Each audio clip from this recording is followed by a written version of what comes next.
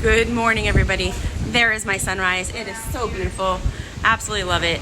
As I sit here, just grabbed a couple chairs on the pool deck, and I have to laugh. So for those of you who haven't experienced the towel vultures, everybody gets up as early as they can and kind of snags their chairs for the days, which is okay if your people are coming right down, but if they're not going to come down for a few hours, maybe don't take up all of those chairs, because just take a look.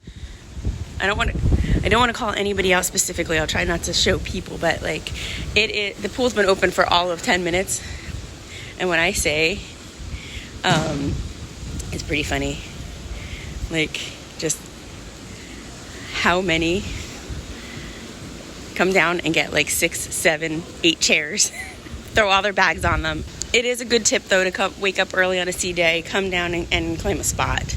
But do it with the courtesy of, you want to be able to find a spot if you need one too.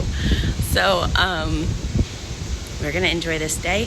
I do have my couple of chairs, and I'm waiting for the kids to come down any minute. So we'll see how that goes.